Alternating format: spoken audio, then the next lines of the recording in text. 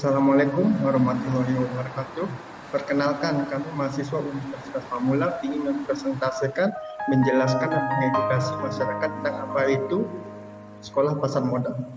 Sebelumnya saya akan memperkenalkan diri terlebih dahulu. Perkenalkan, nama saya Angga Bariputro. Perkenalkan, saya Anis Nazila. Perkenalkan, nama saya Najifah Zahra. Perkenalkan, nama saya Novianti Dewi. Berbicara mengenai pasar modal, pasti ada kaitannya dengan investasi. Nah, kenapa sih kita perlu investasi? Investasi itu terjadi karena adanya inflasi. Inflasi gampangnya adalah kenaikan harga barang atau penurunan kemampuan beli masyarakat secara umum. Bisa kita estimasikan sebagai harga permen 10 tahun yang lalu tidak sama dengan harga permen saat ini. Artinya, harga permen telah mengalami kenaikan harga atau inflasi sebesar selisih harganya. Oleh karena itu, kita perlu untuk menaruh uang kita ke sesuatu yang nilainya bisa naik dan legal atau secara resmi. Nah, kita bisa investasikan uang kita itu ke investasi tanah, properti, emas, ataupun obligasi.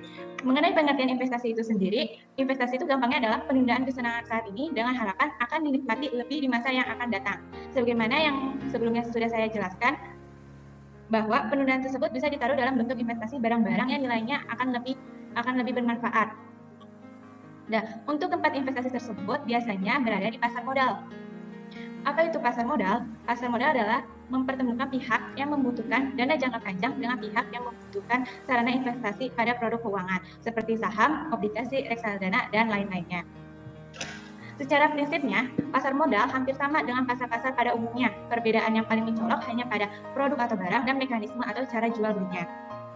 Yang pertama, produk yang ada di pasar modal adalah produk investasi keuangan jangka panjang, seperti reksadana, obligasi, saham, dan produk lainnya. Sedangkan di pasar real yang diperjualbelikan adalah barang-barang konsumsi yang biasa kita gunakan sehari-hari. Dan kedua, mekanisme jual beli di pasar modal saat ini tidak tatap muka lagi, melainkan melalui aplikasi online atau trading yang dikeluarkan oleh masing-masing perusahaan sekuritas. Mengenai prinsip-prinsip dasar berinvestasi di pasar modal, yang pertama yaitu pergunakan dana lebih. Dan yang kedua yaitu dapatkan informasi mengenai produk investasi sebanyak mungkin sebelum mengambil keputusan berinvestasi. Yang ketiga, jangan menempatkan seluruh dana investasi pada satu jenis instrumen yang sama. Yang keempat, kenali perusahaan sekuritas di mana tempat kita ingin berinvestasi. Dan yang terakhir yaitu investasi secara berkala dengan orientasi jangka panjang.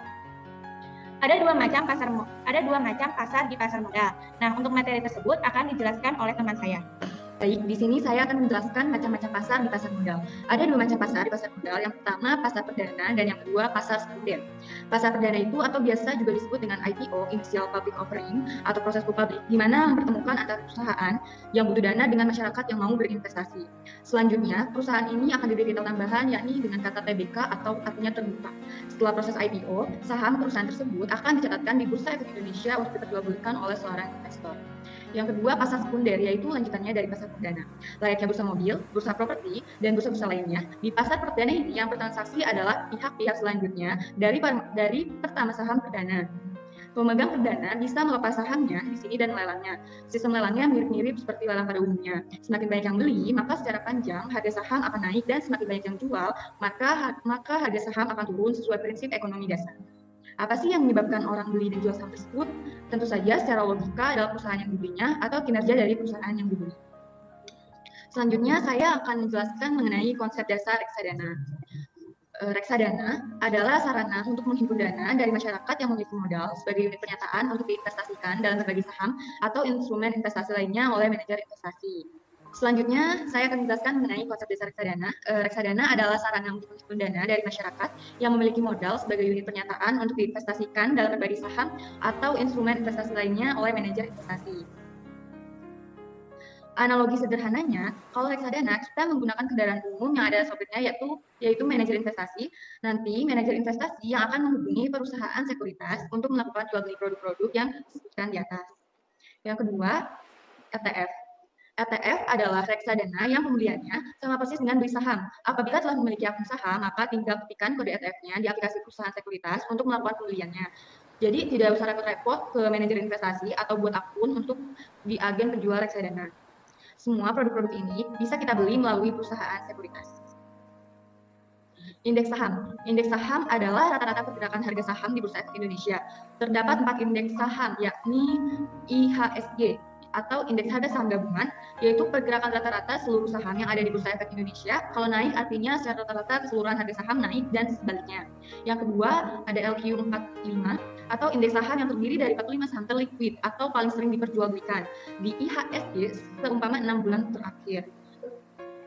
Yang ketiga, ISSI atau indeks saham yang berisikan saham-saham perusahaan yang telah sesuai prinsip syariah yang dikeluarkan oleh Majelis Ulama Indonesia.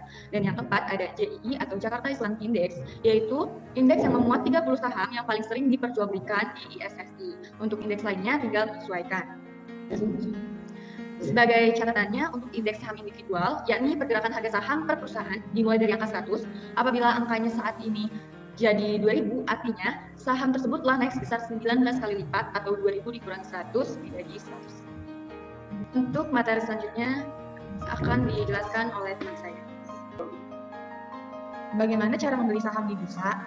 Setelah IPO, saham perusahaan RDK akan dicatatkan di Bursa Efek Indonesia untuk diperjualbelikan. Cara untuk belinya tinggal datang ke perusahaan sekuritas dengan membawa syarat-syarat yang telah ditentukan, seperti KTP, kopi cover buku tabungan, dan NPWP.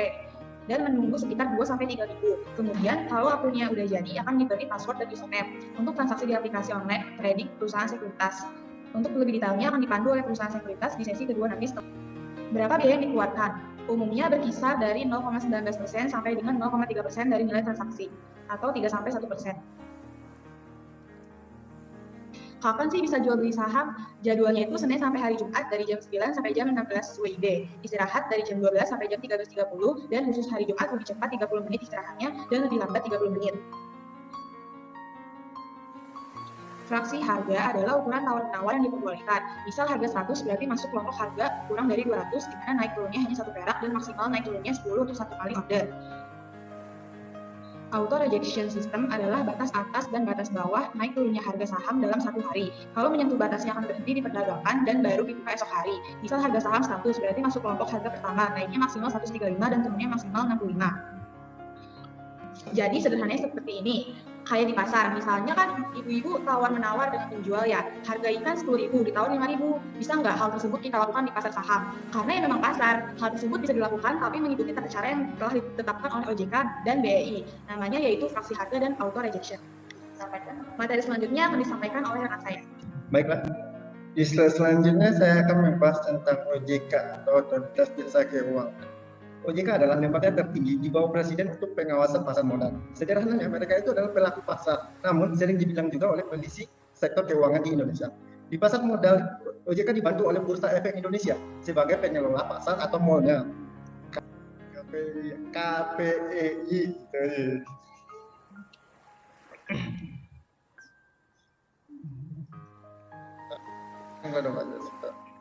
KPI melakukan pemindahan hak dan kewajiban pihak-pihak yang bertransaksi KSEI sebagai gudang penyimpanan barang-barang, di mana kita akan memiliki sub rekening atas nama kita, dan di sana juga sebagai SRE dengan mengenal SID.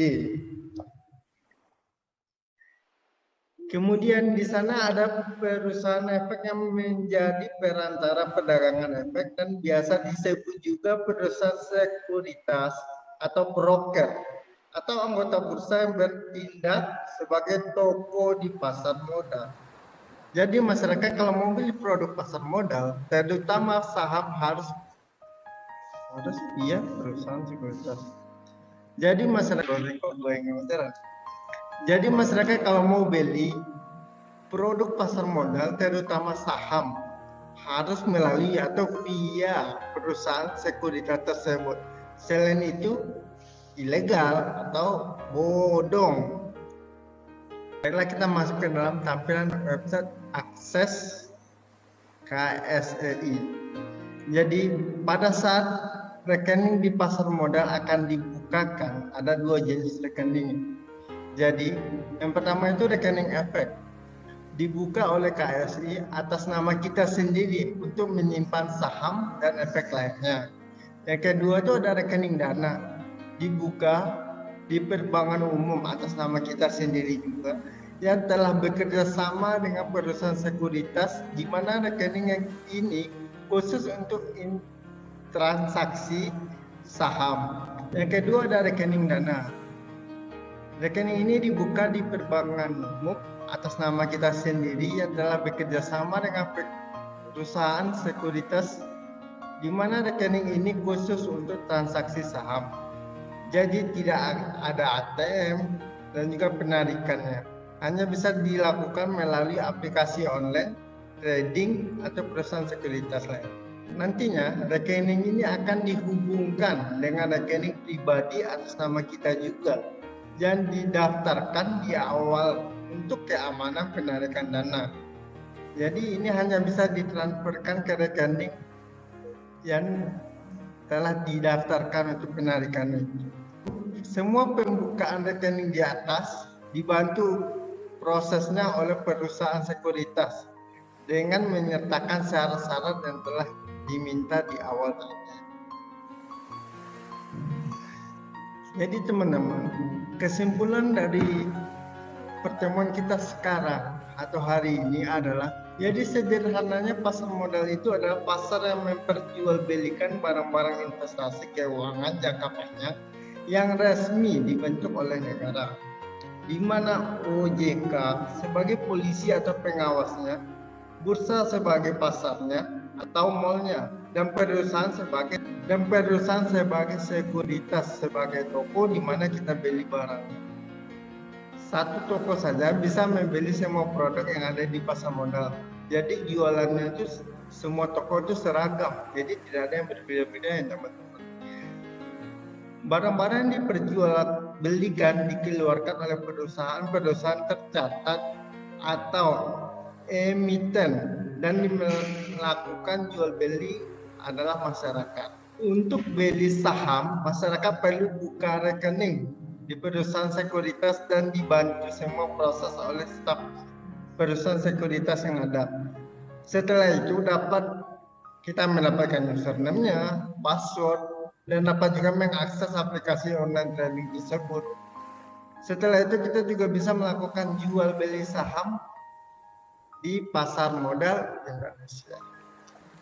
Sekian pembelajaran kita pada hari ini. Saya mewakili teman saya dari Universitas Pamulang. Mohon izin dan minta maaf jika ada penggunaan kata yang salah, pengucapan, dan sebagainya.